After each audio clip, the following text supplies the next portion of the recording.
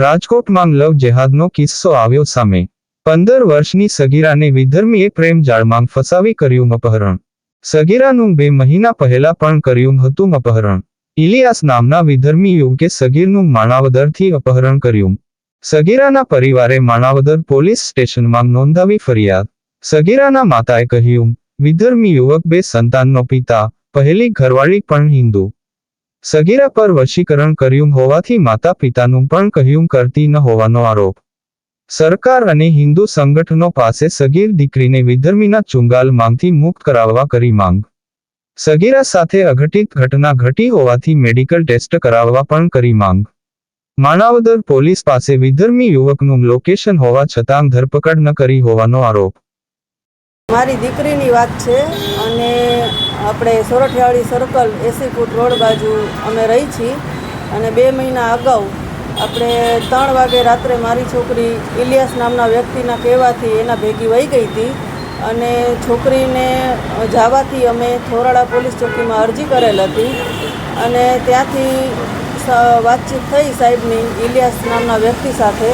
એટલે છોકરીને એને બીકમાં મૂકી દીધી રેડી સોમનાથ સ્ટેશન ઉપર અને અમને ફોન આવ્યો છોકરીનો કોઈ પણ વ્યક્તિમાંથી અને છોકરીને અમે તેડવા ગયા સોમનાથ અને બીજે દિવસે સવારે ઘરે લઈ આવ્યા।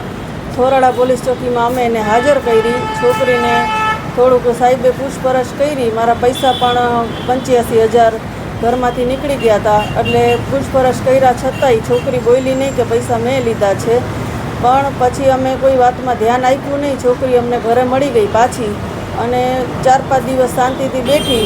એનો ગેરઉપયોગ કરવો અને આ રીતે એને માણાવદર ગામમાંથી પણ લઈ ગયો છે એટલે એને એનો ગેરઉપયોગ જ ટૂંકમાં કરવો છે। હજી એની ઉંમર નથી, ઉંમર થઈ ગયા પછી અમારી દીકરી સાથે શું કરશે, વેચી નાખશે કે એને શું કરશે એ અમને પણ ખબર નથી। પોલીસ પાસે સરકાર પાસે શું અપેક્ષા? મારી એવી અરજ છે કે મને મારી દીકરી સહી સલામત આપો અને આ ઇલિયાસ નામના વ્યક્તિને જે એના ઉપર ગુનો લાગુ પડતો હોય એને ભગાડીને લઈ ગયો છે અને 4 દિવસથી એની સાથે છે, શું ખોટું કામ કર્યું છે, જે થતું હોય એની કાર્યવાહી, મેડિકલ રિપોર્ટ આ તે જે થતું હોય એ કરે।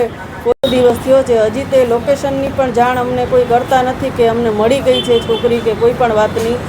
આજે 4થો દિવસ થયો છે એટલે મારી એવી વિનંતી છે કે ઇલિયાસ નામના વ્યક્તિને ગમે તે રીતે પકડી લાવો, મારી દીકરીને મને પાછી આપો અને મારી દીકરી ઉપર એને એવું કંઈક કરી મૂક્યું છે કે મારી દીકરી નથી મારું માનતી કે નથી મારા ઘરનાનું માનતી। એ છોકરી ઇલિયાસ નામના વ્યક્તિના જ કહેવામાં છે એટલે અમારી એવી હાથ જોડીને વિનંતી છે કે આવા વ્યક્તિને મોમેડિયનને તમે સજા આપો, જે એના ઉપર કલમ લાગતી હોય કલમ લગાડો અને અમારી દીકરી અમને સહી સલામત પાછી આપો।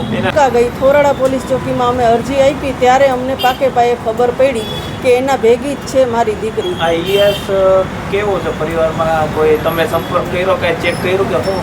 ના, બેકગ્રાઉન્ડ છે એનું બેકગ્રાઉન્ડની અમને કોઈ પણ વાતની ખબર નથી। એના ઘરમાં હા થોડી ઘણી અમને જાણ મળી કે એક એની ઘરવાળી છે, 2 એને દીકરાઓ છે, આ રીતની અમને આટલી ખબર પડી હતી।